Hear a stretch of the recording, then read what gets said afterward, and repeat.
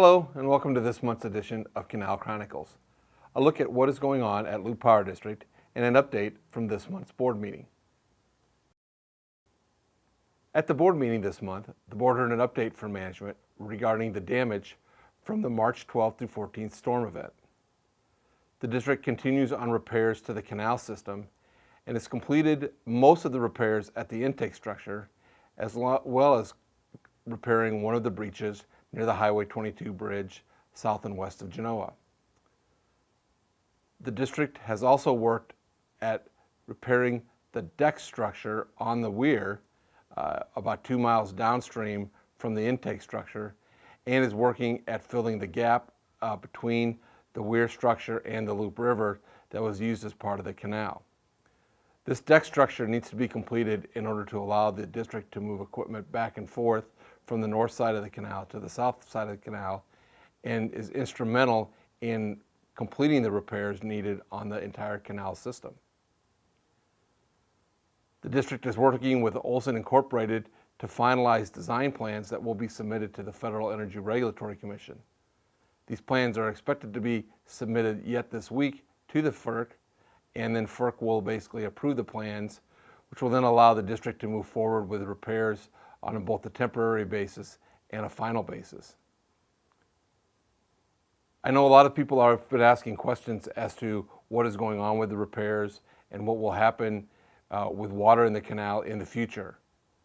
A lot of that is unknown at this point in time, as until we get the design finalized by FERC and approved by FERC, we will not know as to what the extent of allowing water into the canal and generation will be this summer. Once we have that information and once we have more of a definitive idea of what is being approved and the timetable it will take to make the repairs, we will provide updates to all individuals.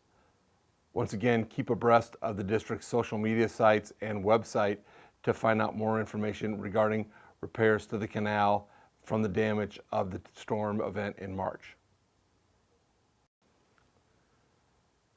Management provided the board with an update on the hydroelectric license.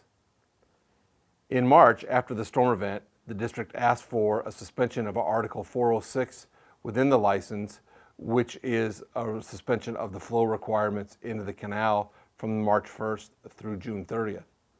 This suspension was granted by FERC due to the damage to the weir structure and the gauges at the weir. In April, management provided another letter to FERC asking for a suspension of numerous other articles because of the emergency condition. Currently, the district is waiting to hear back from FERC on that and will provide updates to the board once that letter is received from FERC. In addition, the district continues to monitor other water cases and other water issues along the Platte River, which could affect the licensing in the Loop River by the district.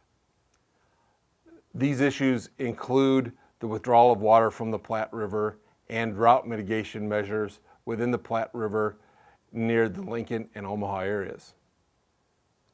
In addition, the district continues to work on its 8th Circuit Court case filing against FERC, and depending upon the outcome of the final issues with FERC, we'll decide how to proceed with that 8th Circuit Court case.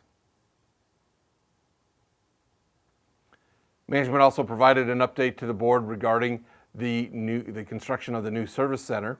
Construction continues at a rapid pace in order to allow the district to move in this fall of 2019.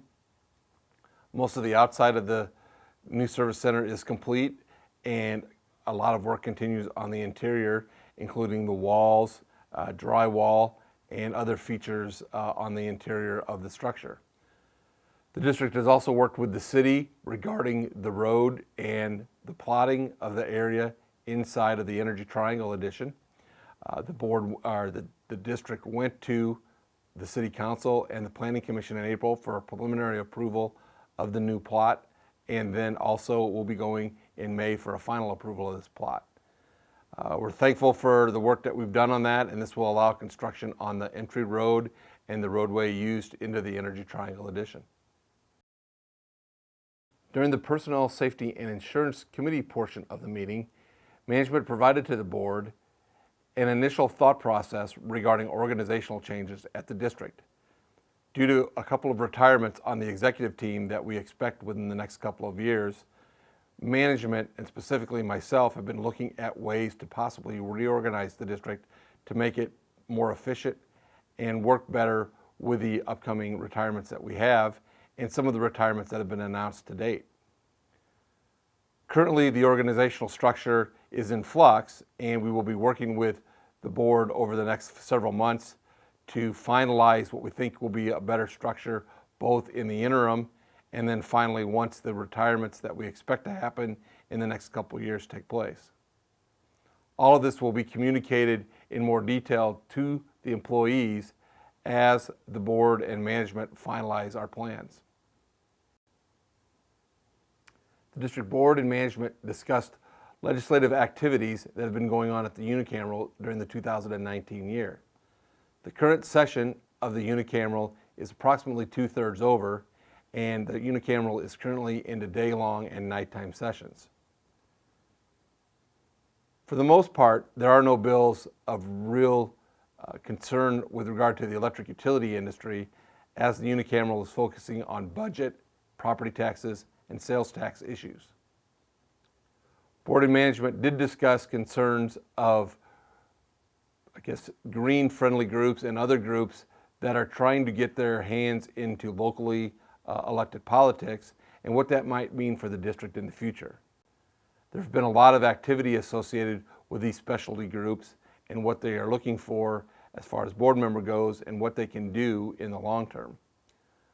The board took a good interest in this and will be discussing this further as these might affect the NPPD board, the OPPD board, and other boards that the district works with. District management provided the board with a list of scholarships provided to high school area students that will be attending various colleges next year in 2019 and 2020.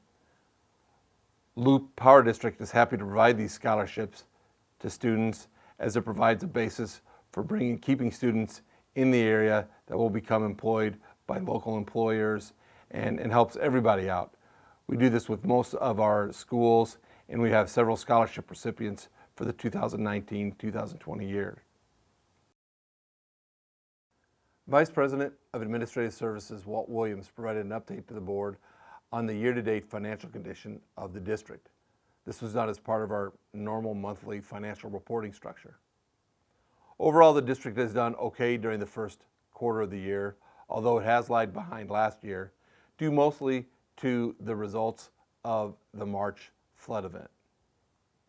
In addition, generation from the hydroelectric facility has been down during the first quarter of 2019, which has also affected financial results. Management will continue to review the ongoing issues associated with the flooding event and how that has affected generation in the next couple of months to determine if future changes to the financial condition can be made and if there are certain things the district might be able to do to alleviate the situation. Overall, April was a good month.